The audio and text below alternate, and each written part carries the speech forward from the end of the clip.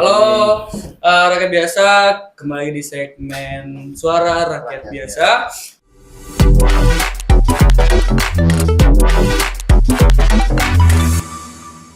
Kita kedatangan narasumber kita bernama, coba Bang, perkenalkan diri Bang.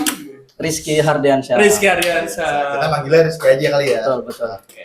Dan ini dengan gua Nuril. Ya kalian udah sering ketemu gua ya. Ini podcast santuy kan? Iya, gimana Oh, mau? ya. Oke, Bang Rizky ini pernah Ya kita kenalan dulu kali ya. Iya, dari boleh. Rizky. Ki, asik Ki. Kan udah lama kenal ya? Basa-basi aja. naik kamu Bang di sini Bang, basa-basi ya. Basa-basi banget aja. Ki, lu boleh kasih tau dong, lu tuh background latar belakang pendidikan itu apaan? Sekarang gue lagi ngejalanin S1. Wih, satu. S1 Ilmu Al-Quran dan Tafsir Wih, di UIN, Syarif UIN. Hidayatullah Jakarta. Cuman belajarnya agama lain juga. Agama lain juga ya? Agama Karena lain. lu di UIN pun di jurusan lu tuh belajar studi agama-agama juga ya? Betul, ada namanya pelajaran studi agama-agama, itu belajar tentang sejarah agama-agama lain selain Islam juga di situ. Tapi itu ada itu enggak kayak ngebahas agama-agama lain tuh agama-agama Abrahamik doang apa semuanya? Semuanya. Jadi apalagi kalau di sana tuh lebih nekenin tentang sejarah keagamaan-keagamaannya itu. Jadi kita kayak dilatih gimana sih cara bikin agama. Berarti Enggak Bang, tapi jangan sebelum jalan Bang. Mungkin penonton Enggak, gue bercanda. Agama Abrahamik itu agamanya apa aja yang non Betul.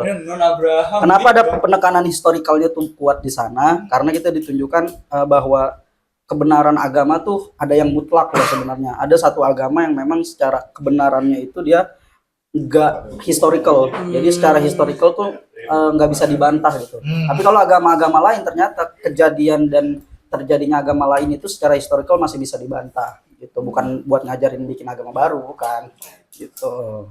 Jadi agama membela diri kita.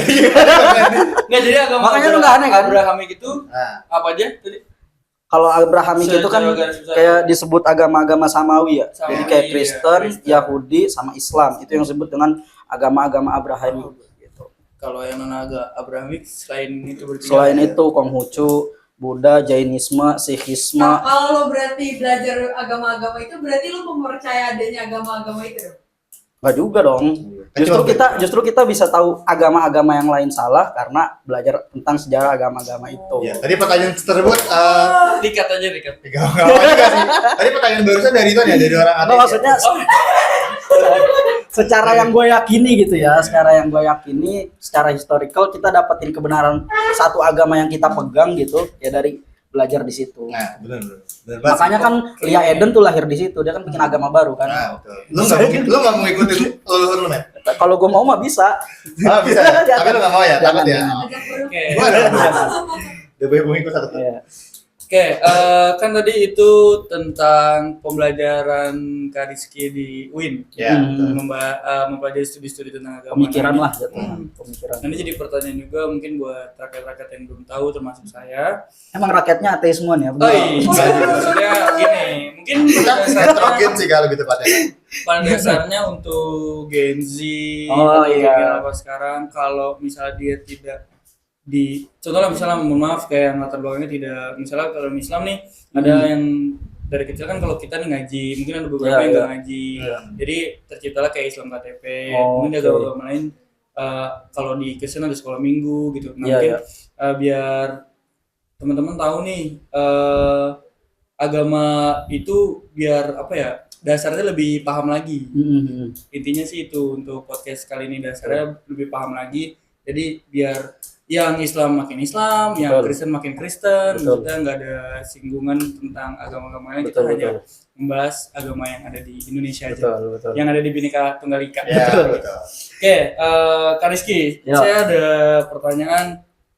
Misalnya nih, di agama Kristen contohnya, yang terlihat perbedaannya kan ada tuh kayak Kristen Protestan dan Kristen Katolik, ada Kristen Ortodoks juga ya. Oke, itu kan perbedaan dalam beberapa Kristen tuh. Nah, kalau saya pertanyaannya itu karena Kak Rizky Islam, ada nggak sih di Islam itu bisa disebutnya jenis atau apa gitu, kayak perbedaan aliran kah atau apa, misalnya kalau Kristen Protestan itu gimana, Katolik itu gimana gitu.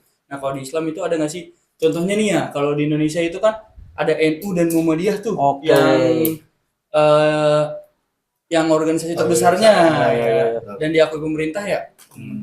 Itu coba bisa dijelaskan Ya. NU dan Muhammadiyah itu apa? Jadi gini ya, pertama gue mau coba disclaimer bahwa kalau misalkan ini spesifik ke Islamnya berarti, Iya, kita bukan ngomongin agama yang lain gitu. Jadi kalau spesifik di Islam itu kita mengenal yang namanya perbedaan. Makanya kan Allah tuh pernah kasih firman tuh kayak gini.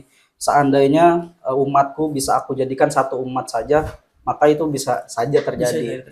Tapi kenapa sih kayak Tuhan itu Allah itu menciptakan kita nih jadi berbeda-beda. Tujuannya kan ada di sini, inna khalaqnakum min dzakari wa untha wa ja'alnakum syu'uban wa qabaila lita'arafu. Jadi itu sambil disebutin bahwa aku memang menciptakan kalian tuh berbeda-beda.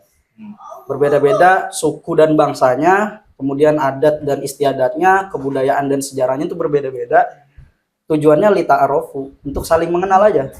Perbedaan satu dengan yang lainnya. Lalu kalau misalkan spesifik di ajaran Islamnya ada perbedaan, ada nggak sih? Ada banget. Ada banget. Tapi disclaimer ya. Yang pertama adalah perbedaan itu bisa dikatakan masih dalam Islam kalau sifatnya bukan yang dasar. Maksudnya yang dasar gimana? Islam memandang bahwa Nabi terakhir Muhammad SAW. Tiba-tiba ada perbedaan memandang gue Islam tapi Nabi terakhir bukan Muhammad. Ini dasar nih. Artinya ini tidak bisa diterima perbedaannya. Dan itu ada di Al-Quran ya? Ya, at least hal yang seperti ini bukan Islam. Nggak bisa diganggu gugat. Dia bukan Islam karena sudah mati di fondasinya. Contoh yang kedua, sifat-sifat Allah diperdebatkan. Misalkan Allah bisa jadi ada dua. Mereka meyakini Allah ada dua, Allah ada tiga. Nggak bisa.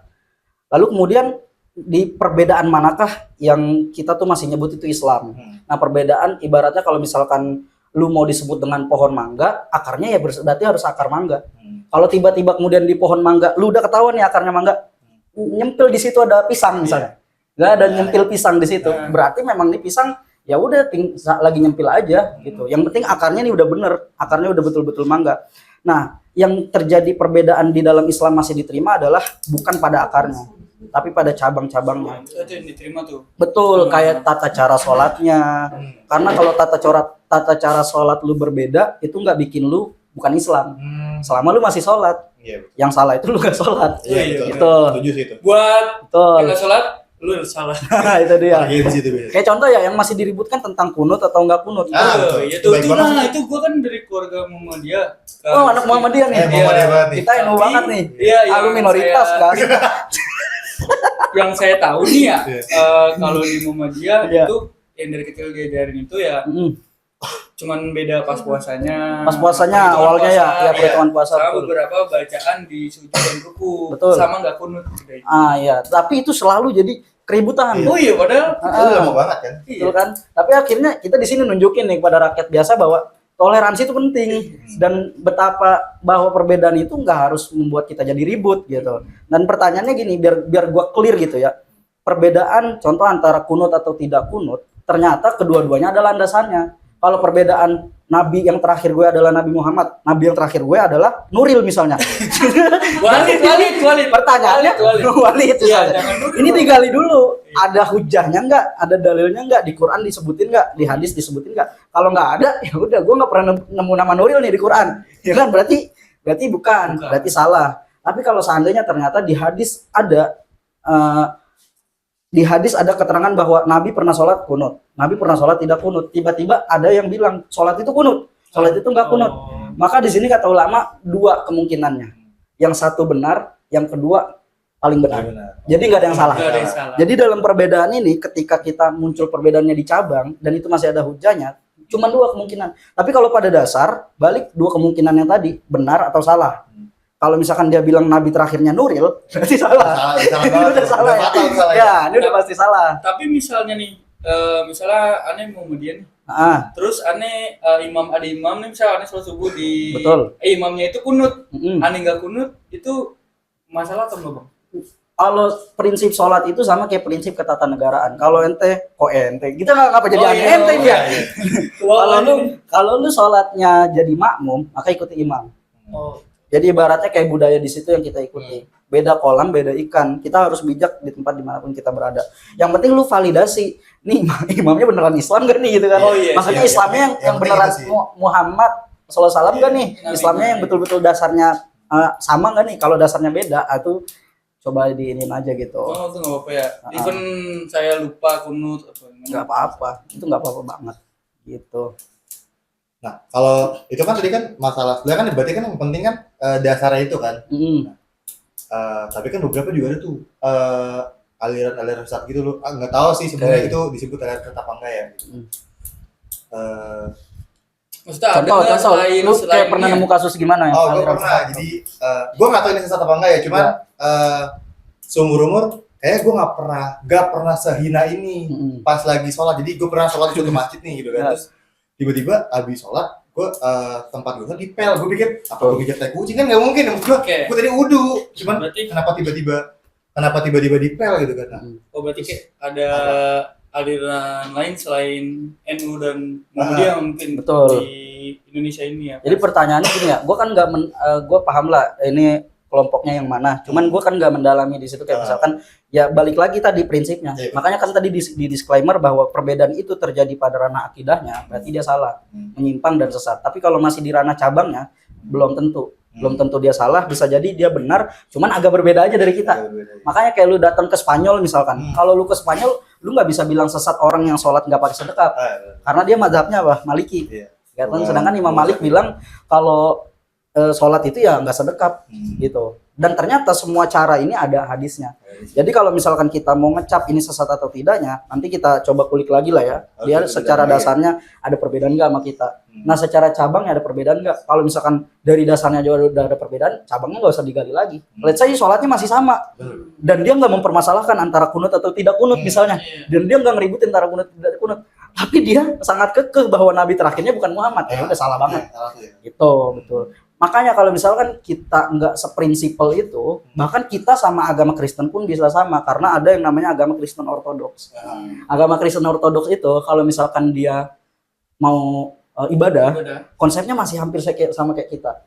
Jadi dia harus ngambil air dulu, air suci dari bejananya, diletakkan di depan mezbahnya, kalau bahasa mereka mezbah ya, diletakkan di depan mezbahnya, lalu kemudian disucikan bagian tangan kanan dan kirinya, lalu kemudian dibasuh kepala sampai ke kakinya. Itu ada di Mazmur atau di Keluaran 19, 20, 21, gue pernah baca tuh. Gue kitab lain aja pernah baca Pak.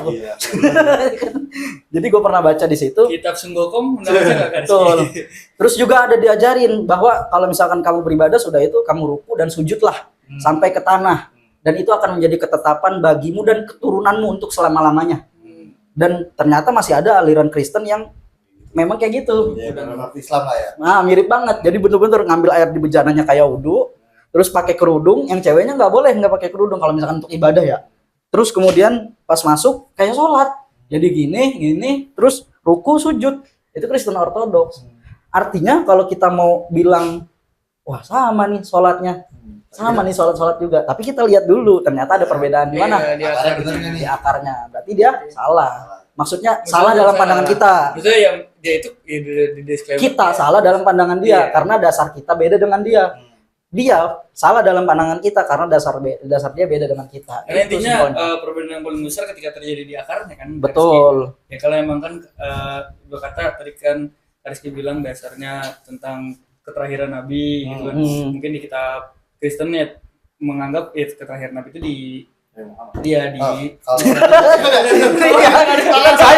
bukan saya. Maksudnya ya Yesus sebagai Tuhan atau Yesus sebagai Nabi. Jadi ya selain itu ya dia Kristen gitu. Ya kayak makanya mau bahas nggak di sejarah Kristennya? Nggak usah.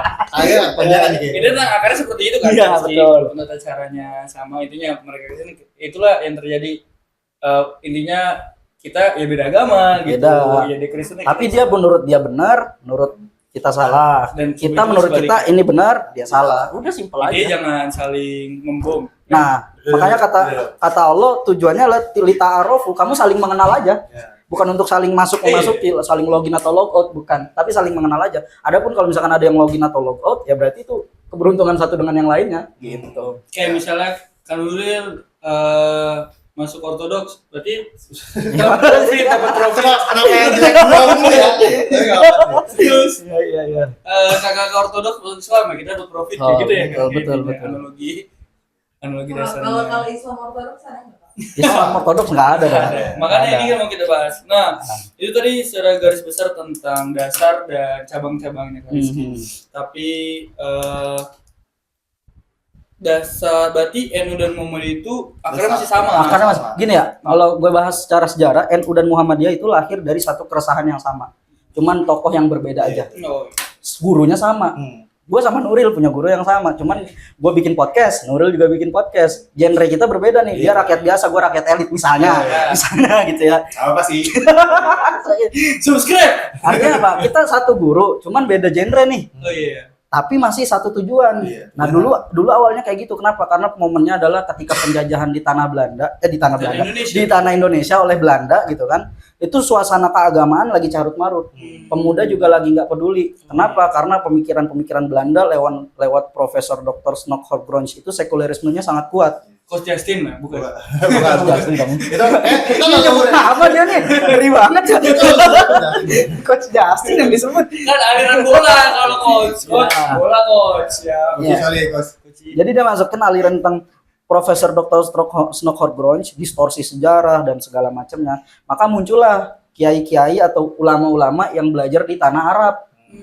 Yang satu namanya Hashim Asy'ari, yang kedua namanya siapa sih nama awalnya tuh? Pokoknya Ahmad Dahlan kan. Karena dia belajar sama Ahmad Zaini Dahlan. Nama tengahnya Zaininya dihapus, dia ambil nama depan dan nama belakangnya. Dia termotivasi dari nama gurunya itu kan. Pulang-pulang sama-sama bikin ormas. Tujuannya untuk apa? Untuk melawan pendidikan yang rusak di Indonesia, pemikiran-pemikiran yang dilawan. Jadi satu tujuan gitu. Cuman NU dia lebih soft. Ini softly, dia lebih manuvernya lebih lembut. Dia lebih mungkin ngejarnya grassroots kali ya. Betul, dia lebih dekat sama pemerintahan. Dia lebih ini sampai sekarang pun begitu. Makanya kita nggak bisa ngejudge juga satu dengan yang lainnya gitu. NU sampai sekarang seperti itu, dia dekat sama pemerintahan. Kalau Muhammadiyah, dia memang keras dan dia memang punya prinsip untuk menyelesaikan TBC tahayul, terus apalagi bid'ah sama khurafat. Nah, dia beres-beresin tuh hal-hal yang seperti itu. Karena sebenarnya tahayul bid'ah khurafat kalau kita mau gali lagi sejarahnya itu justru datang dari penjajah. Bukan dari ajaran-ajaran kita, bukan dari ajaran-ajaran kita. Nah, dua tokoh ini punya keresahan yang sama, ingin membangkitkan pemikiran Islam kepada anak-anak muda di Indonesia. Bikinlah satu Nahdlatul Ulama, bangkitin ulama-ulama. Yang satu Muhammadiyah. Gini loh kalau kamu menjadi pengikutnya Muhammad, udah seperjuangan sampai nanti komunitas-komunitas ini bahasanya kita bikin kelompok-kelompok ini kuat dan kemudian masuk di Kongres Pemuda tahun 1928 kan akhirnya diakui. Masuk juga Syarikat Islam di situ, masuk juga Persis, masuk juga Al-Wasliyah. Itu kalau kita ngomongin tentang ormas Islam ada NU, ada Muhammadiyah. Ini yang besarnya doang nih. Yang lain-lainnya dengan keresahan yang tadi gue bilang sama, tokohnya beda-beda ada juga. Ada Al-Wasliyah, ada Persis, ada Perti, semuanya ada. Gontor pun waktu itu lahirnya pas masa penjajahan. Kiai Zarkashi itu guru-gurunya. Jadi secara nggak langsung ya munculnya dari satu keresahan yang sama, tujuan yang sama gitu. Jadi kalau kita mau balik nih teman-teman untuk ke sejarah awalnya, kita nggak ada ribut harusnya gitu, karena kita menuju pada perjuangan yang sama. Itulah. Jadi jatuhnya sebenarnya kalau kita boleh garis bawahi, Muhammadiyah sama ini sebenarnya ormas kan? Ormas. Bukan sebuah aliran, bukan gerakan doang. Nah itu dia yang disalahpahami aliran. Karena aliran, jadi satu dengan yang lainnya main salah dan benarkan gitu. Orang yang tidak tahu malah saling salah dan membenarkan. Betul. Gitu. Saling sikut nggak sih? Saling sikut aja gitu. Intinya kan memang satu tujuan. Organisasi masyarakat yang tujuannya untuk membuka wawasan pada anak-anak muda yang udah rusak nih tentang keislaman. Udah di situ doang. At least di situ doang udah. Nggak bikin madhab baru, nggak bikin agama baru. Gitu guys. Jadi tujuannya emang sama dari awal. Betul. Cuma beda gerakan aja. Ibarat kata kita nih disuruh beli apel. Iya. Ya kan? Tapi kita milih jalannya yang Tokonya beda. Iya. Nah, pokoknya beda. Misalnya gue di Alfamaret. Iya, saya di kan. intinya sama-sama dia sama-sama apel. Iya. Ya kan? Nah, gitu. Gitu. Kecuali yang dibeli yang lain ya. Iya, beda lagi sih. Itu beda lagi. Beda harga maksudnya. Oke, itu kan tadi tentang NU dan Muhammadiyah, Kariski dan beberapa rentetan gerakan-gerakan dari keislaman di Indonesia. Tapi ada nggak sih selain itu yang kita tidak tahu, bahkan sekarang muncul atau emang dari dulu tuh sebenarnya dia udah ada, tapi bukan tidak sekuat ya, tidak terbesar sebesar Muhammadiyah. Ini lingkupnya mana nih? Indonesia, dunia. Kita ngomongin di Indo, yang di Indo aja, karena penonton kita orang Indo bukan orang Rizky. Private. Ya. Itu orang-orang Indonesia ke Rizky. Jadi mungkin nanti mungkin yang di Indonesia tapi ada berhubungan sama luar nggak apa-apa. Tapi intinya kita bahas yang di Indonesia ada nggak selain Muhammadiyah sama. Kalau ormas-ormas yang gue disclaimer masih menapaki jalan Islam yang benar ya. Ya kayak tadi satu Muhammadiyah dan NU nih yang udah besar. Terus Perti Persatuan apa sih namanya lupa lagi Perti itu. Persis Persatuan Islam. Kemudian Al-Wasliyah. Kemudian ada lagi dulu tuh Syarikat Islam dipimpin sama Cokro Aminoto kan. Terus kalau sekarang ada namanya Wahdah Islamiyah. Ini yang sekarang-sekarang ya ada namanya Wahdah Islamiyah. Terus di zamannya Muhammad Natsir ada namanya Dewan Dakwah. Ini semua ormas sebetulnya.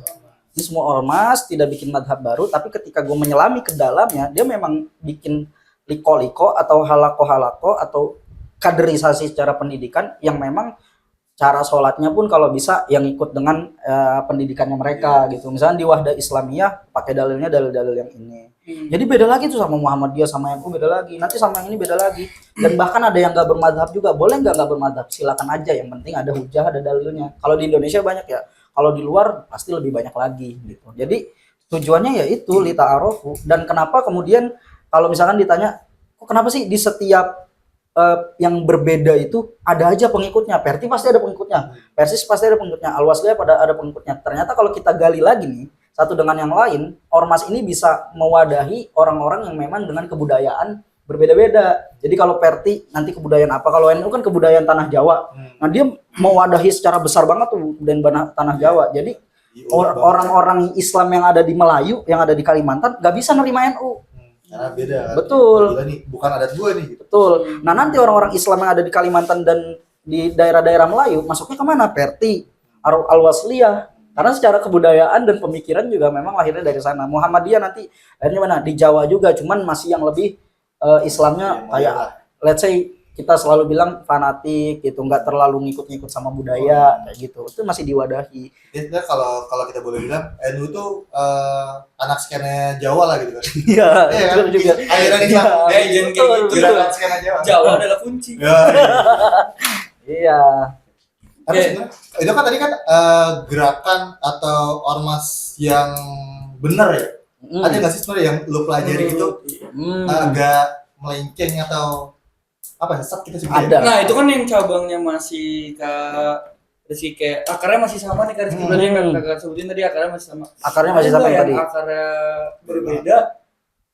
Bisa bilang akarnya berbeda tapi di cabangnya sama. Maksudnya gimana ya? Intinya dia akarnya berbeda nih tapi Bahkan ada tata cara sholatnya itu sama. Oke. Bahkan ada yang akarnya sama, cuman cabangnya dia berbeda dan di luar dari kebiasaan. Dan beberapa ulama menyebut hal yang seperti ini agak sesat.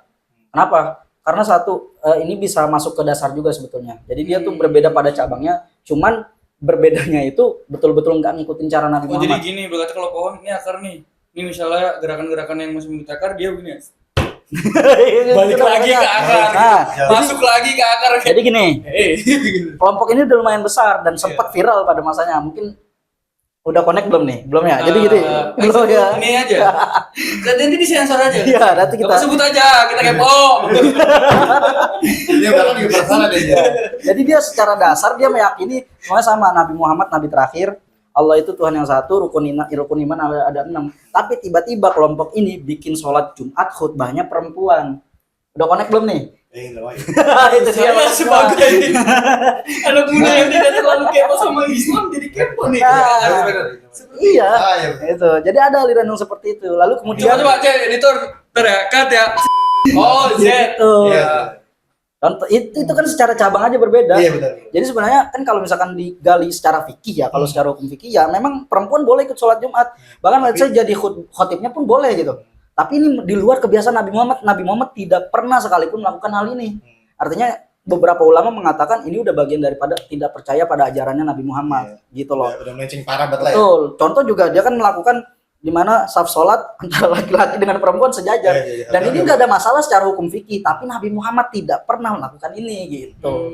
Jadi ada loh yang emang di Indo menurut gue ya, kalau gue gali di dunia lain gitu, secara internasional, budaya keislaman yang berbeda-beda ini di Indonesia doang yang paling unik. Yang paling yang kocak banyak menciptakan justru di Banyak Indonesia. menciptakan Terus kreasi-kreasi baru tuh di Indonesia doang. lebih nggak punya kerjaan gitu.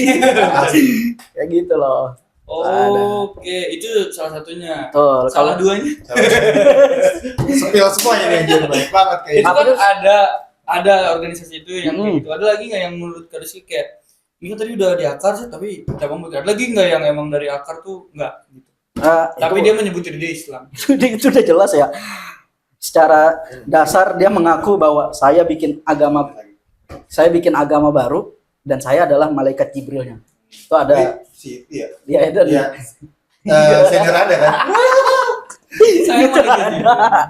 Itu ada Lia Eden yang seperti itu. Oh iya. Ada juga yang memang dasarnya masih sama, cuman di dasarnya masih sama. Dia bilang Tuhannya Allah, nabinya Muhammad, ya kan, malaikatnya ya Jibril, Mikail dan segala macam yang dia imani, nabinya juga 25 nabi dan segala macam.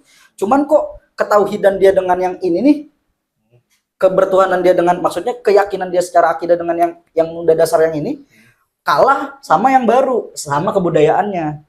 Jadi kata dia Pancasila adalah ininya apa namanya, Pancasila harus kuat, tidak ada Pancasila tidak ada Islam. Yang bahkan dengan Pancasila muncullah bahasa semut, makoli ina makoli ini kayak gitu-gitu. Itu banyak kayak gitu. Oke, untuk itu kan tadi udah jelas ya teman-teman disebutin. Intinya kalau misalnya masih satu akar tapi di cabang berbeda itu tidak masalah. Betul. Selagi masih tidak terlalu jauh dari kebiasaan Nabi Muhammad. Betul. Jadi kuncinya di Nabi Muhammad SAW intinya di situ. Kalau akarnya udah berbeda, berarti ya itu bukan yang bisa bilang itu bukan Islam lagi, itu mungkin Islam yang sesat atau agama yang lain, gitu. Agama baru mungkin ya. Mending ngakuin dia bikin agama baru aja nggak sih, daripada bilang Islam gitu kan? Itu lebih kita terima. Itu kayak affiliate gitu aja. Kayak orang ada yang ngakuin kayak gini Islam. Iya. Ada tuh. Zaman sekarang Islam. Seperti Anda, Mbak. Oke, nih Kak Rizky, saran Kak Rizky buat anak-anak muda zaman sekarang nih, kan soalnya menurut saya yang gampang dihasut atau gampang diajak untuk aliran-aliran yang tidak baik itu kan justru yang diincar malah anak-anak muda. Betul. Kalau untuk satanisme aja itu kalau kata Bang Mongol itu yang dicari justru anak-anak muda, bukan orang-orang tua. Karena udah nggak penting kalau ngasih orang tua, karena dia beberapa tahun lagi udah koit. Ya. Gitu. Karena kalau anak muda kan generasi ini, nah ada nggak ciri-ciri yang seenggaknya pokoknya kalau udah kayak gini tuh udah jangan didengerin gitu. Intinya Islam yang benar itu intinya ya ada 3 misalnya, contohnya Islam yang benar misalnya apa gitu. Dan ini selain dari 3 ini nih jangan didengerin atau kalau bisa jangan diikutin. Ya, intinya kalau dari gue ya buat anak-anak muda nih penting ya sebenarnya. Kalau kenapa anak-anak muda banyak yang sesat, karena masih dalam tahap mencari jati diri. Dan masalahnya gini, kalau misalnya kalian dalam tahap mencari jati diri, gunakanlah pikiran. Karena privilege orang-orang yang beragama, let's say kita bukan ngomongin agama Islam aja, semua agama ternyata bisa dipeluk sama orang-orang yang mau mikir. Kalau orang nggak mau mikir, itu nggak bisa meluk agama. Contoh ya, kayak misalkan di Islam sendiri ya, kita bukalah kelemahan-kelemahan di oknum-oknum dalam agama kita sendiri. Banyak banget orang-orang yang nggak mau mikir, cuman mengatasnamakan Islam, akhirnya bikin aliran sesat, bikin kebudayaan-kebudayaan yang sesat dan segala macam. Jadi bagi gue ya buat anak-anak muda ya, kalau lagi cari jati diri, tetap gunakanlah pikiran yang jernih, tetap gunakanlah pikiran yang logis. Karena kata Aristoteles, kata Plato, kata Socrates, itu filsuf-filsuf ya. Kalau kamu mau betul-betul mencari jalan kebenaran, cara tools atau media yang paling digunakan dalam mencari kebenaran adalah ya pikiran. Kalau pikiranmu nggak diaktifkan, ya kamu nggak akan nemu kebenaran. Makanya filsuf-filsuf tuh bilang manusia itu hayawanun natik kalau dalam bahasa Arabnya ya. Dia tuh hewan sebenarnya. Manusia itu binatang. Tapi ada kata natik yang berpikir. Jadi kalau misalkan natiknya hilang, tinggal binatangnya doang. Manusia kalau misalkan pikirannya nggak dipakai, apalagi anak-anak muda kalau pikirannya nggak dipakai, berarti sifat kebinatangannya yang muncul. Itu sih pesan gue buat anak-anak muda. Jadi cobalah kita menjadi bangsa yang lebih berpikir, anak-anak muda yang lebih berpikir logis, berpikir empiris, berpikir kritis, bukan berpikir klinik. Yang misalkan lu pengen punya rumah, terus abis itu niup air putih, bacain Al-Fatihah terus tiba-tiba besok lu pengen dapetin rumah itu, enggak. Tapi berpikir logis. Agama juga ngajarin kalau misalkan lu mau dapetin rumah ya nabung. Itu banyak dalil-dalilnya di Quran. Artinya ya pesan gue buat anak-anak muda, berpikirlah, karena pasti dengan berpikir insya Allah kita dapetin kebenaran gitu. Oke, ya intinya berpikirlah sampai kepikiran. Oke, itu teman-teman podcast Suara TB dari kita. Mantap. Semoga teman-teman rakyat sadar dan semoga semua bukan cuma Islam, agama lain juga terus taat kepada agamanya, tidak. Intinya pada dasarnya agama itu kan kedamaian, ya. Betul. Mencari kedamaian. Itu tidak ada keributan. Agama itu sebenarnya yang saya tahu dan saya pelajari sedikit-sedikit ya, itu semua tentang kedamaian. Nanti bisa kita gali nih men, sejarah agama-agama yang lain kayak gimana, terus kita cari supaya lita'arofu tadi yang gue bilang, untuk saling mengenalnya tuh dapat. Jadi di mana diskusi-diskusi agama itu muncul tapi tujuannya untuk saling mengenalnya aja. Itu nanti bisa kita bahas tuh gitu. Alamat part 2 nih. Alamatnya part 2 ya. Komen aja kalau ada pertanyaan-pertanyaan, nanti kita jawab. Give dulu. Itu gue. Jadi kalau ada pertanyaan boleh teman-teman tulis di kolom komentar. Itu podcast kita bersama Kak Rizky. Mungkin nanti ada part 2-nya kita bahas yang lain kan sih. Mungkin lebih tentang nabi-nabinya atau tentang saya sih kepo misalnya kayak dakwahnya nabi ini itu kan karena kalau di buku 25 nabi itu cuma dikit ya segini. Saya mau yang tebal gitu kayak nabi-nabi yang belum pernah didengar. Iya, nabi-nabi belum pernah didengar. Samson, Nabi Khidir tuh sering dibahas di TikTok tuh. Samson aja nabi loh. Iya benar. Jadi teman-teman, itu aja podcast dari kita. Semoga teman-teman bermanfaat bagi teman-teman rakyat biasa. Jangan lupa like, komen jika ada pertanyaan yang kepikiran. Iya. Kalau ada yang mau tanya komen aja. Kalau nggak nanya nggak mikir. Betul. Oke. Jangan lupa ke medsos-medsos kita yang lainnya seperti di TikTok, Facebook dan kawan-kawannya. Oke. Di deskripsi aja. Itu aja dari kita. Tutup pakai wassalamualaikum warahmatullahi wabarakatuh. Wah, nggak salah. agak sekali rakyat biasa ya.